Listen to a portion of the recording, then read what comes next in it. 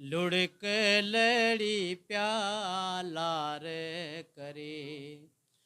तो खां थींदे धार खिलंदे खिलंदे यार लुढ़क लड़ी प्यालार करे में औरतन जे हक़नि लाइ विढ़ंदड़ ऐं क़ौमी गीत ॻाए जागरता पैदा कंदड़ जीजी ज़रीना बलोच जी 19वीं वरसीअ जा अवामी प्रेस क्लब मली रज़ाकाबाद में मल्हाई वई, जंहिंमें सियासी समाज जे कारकुननि खां अलावा सहाफ़ियुनि वॾी तइदाद में शिरकत कई। इन मौक़े ते मुक़ररु ज़बरदस्त लफ़्ज़नि जी भेटा पेश कंदे जीजी ज़रीना जे मुतलिक़ जॾहिं असां ॻाल्हि ॿोल कई त चयो त असांजे क़ौमी जदोजहद में जीजी ज़रीना जो तमामु वॾो रोल आहे। न बलोच जी 19वीं वरसी आहे। अवामी प्रेस क्लब में इहो प्रोग्राम थियो आहे क़ौमी अवामी तहरीक जे तरफ़ां। ऐं अवामी प्रेस क्लब जे साथियुनि खे क़ौमी अवामी तहरीक जे साथियुनि खे जो शुक्रिया थो अदा करियां त हुननि पंहिंजे क़ौमी अॻुवाण जंहिं तमामु पंहिंजी ज़िंदगी में अज़ीम कारनामा अंजाम ॾिना, उहो बहितरीनु उस्ताद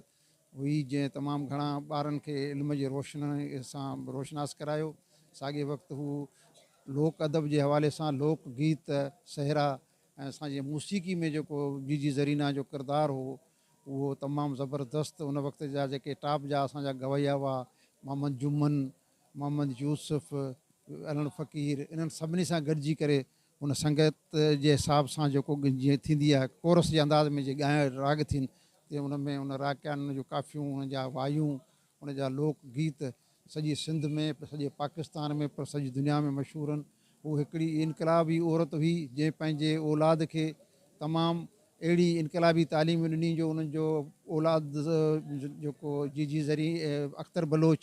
जेका अदी ज़रीना जी जीजी ज़रीना जी न्याणी आहे उन खां वठी अयाज़ लतीफ़ अली जे ताईं उन तमामु बहितरीनु पंहिंजे घर जो माहौल रखियो। रसूल बख्श अली जे सोबत में जेके उन ते फ़राइज़ हुआ, साॻे वक़्तु उन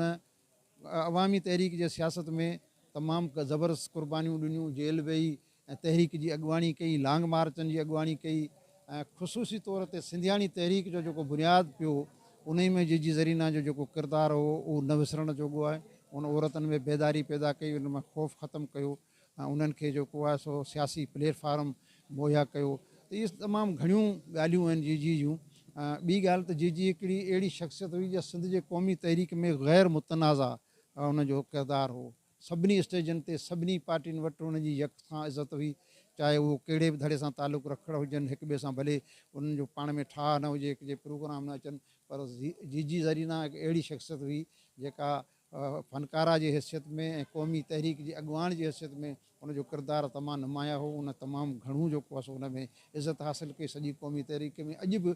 आउं नथो सम्झां त को बि अहिड़ो प्रोग्राम आहे जीअं जीजी ज़रीना या आबदा परवीन असांजी जेके क़ौमी ॻाइणियूं आहिनि उन्हनि जे गीतनि खां सवाइ ख़ाली को प्रोग्राम जेको सो पाया तकमील ताईं पहुचंदो हुजे। बहरहाल अॼु उन्हनि जी वरसी हुई, इन ते आउं जिन जिन दोस्तनि में पार्टिसिपेट कयो उन सभिनी जो शुक्र थो अदा कयां। अहिड़ा क़ौमी मेड़ाका थियणु घुरिजनि ऐं उन्हनि मेड़ाकनि जे ज़रिए जेको क़ौमी पैगाम आहे, जेके हालतुनि जेके असांखे घेरियो बीठियूं आहिनि उन्हनि में जेके असां महसूसु था करियूं उनजो इज़हार थिए थो ऐं उहा ॻाल्हि पब्लिक ताईं पहुचे थी, माण्हू ताईं पहुचे थी। माज़ी पंहिंजी जाइ ते पर हाल में या ईंदड़ दौर में जेके असांखे नुक़सान दरपेश आहिनि उन्हनि जे पटार थिए थी। त आउं सम्झां थो त अहिड़ा प्रोग्राम हिन वक़्तु हिन हालतुनि में असांजे लाइ तमामु ज़रूरु आहे। पाण उन्हनि खे ख़िराज तहसीन पेश कयूं पिया। जीजी ज़रीना बलोच जे कयल जिदोजहद जे करे अॼु ही वरसी मल्हाए रहिया आहियूं ऐं जीजी ज़रीना बलोच हिकिड़ी उस्ताद ऐं हिकिड़ी फ़नकारा, हिकिड़ी अदीबा ऐं हिकिड़ी सियासी जेको सो अॻुवाण जिन लीड कयो माज़ी में। ज़िया जो कहिड़ी दौर हुजे या जेको भुट्टो बचायो तहरीक हुजे उन में सफ़े अवल में किरदारु अदा करण में जीजी ज़रीना बलोच जो वॾो अहम रोल हुयो। उन खां अलावा जेके बि जेके न्याणियुनि सां जेके ज़्यादतियूं थियूं तालीमी इदारनि जे अंदरि उन्हनि में बि जीजी ज़रीना बलोच सफ़े अवल में किरदारु अदा कयो। जीजी ज़रीना बलोच असांजे लाइ फ़ख़ुरु आहे। अॼु असां हितां पैगाम खणी वेंदासीं, जीअं पाण हिते वरसी मल्हाई आहे पंहिंजे घरनि जे अंदरि, त जेके असांजो रिवाज जी अमड़ियूं आहिनि, अदड़ियूं आहिनि, भेनरियूं आहिनि या असांजूं न्याणियूं आहिनि उनखे ॿुधायूं त जी ज़रीना बलोच जो उन कयल जिदोजहद जे करे जी ज़रीना बलोच जे उन किरदार जे करे सिंध में जेको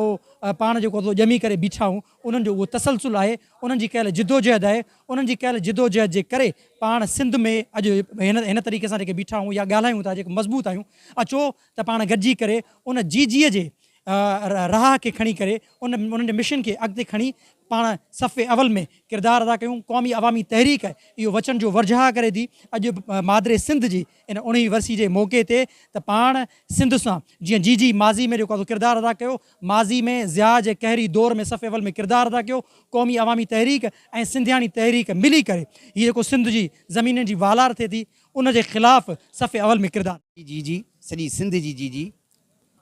उन जे कहिड़े पहलूअ ते ॻाल्हाइजे, उन जे उस्ताद वारे पहलूअ ते ॻाल्हाइजे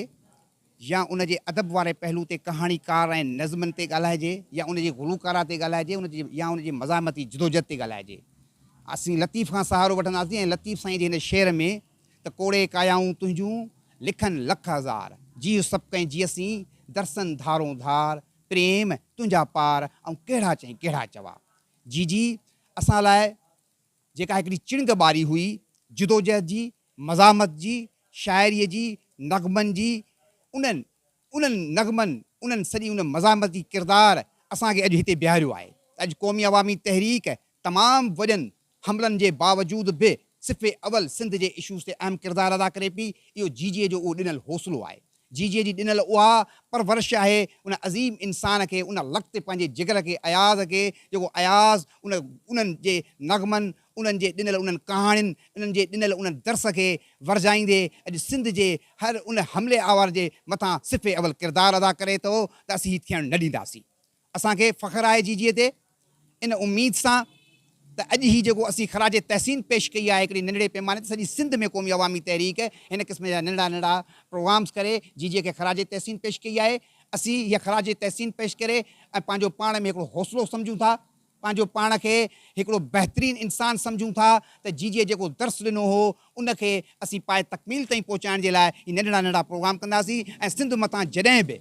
जेको बि वार थींदो जीअ जे उन्हनि नग़मनि, उन्हनि जोश ऐं जज़्बनि, उन मज़ामती किरदार खे साम्हूं रखंदे असीं उन ते हमले आवार आहे उहा हिकिड़ी सिंध लोक क़ौमी जेको सो राॻी बि हुई, उन सां गॾु टीचर बि हुई ऐं उन पंहिंजे उन ज़िम्मेदारियूं खणंदे सिंधियाणी तहरीक जेका अॼु रसूल बख़्श पलियो साहिब जी जेका महाज़ आहे ऐं ताक़तवर महाज़ आहे जेको अॼु फ्रंट ते विढ़े थो। ऐं अॼु तव्हां ॾिसो त सॼी सिंध में जेका औरत जेका जिदोजहद हलाए थी उहा केॾी जेको सो तमामु ताक़तवर आहे। त जी ज़रीना बि उन सिंधियाणी तहरीक जी हिकिड़ी बानी हुई ऐं उन सां गॾु उस्ताद हुई, क़ौमी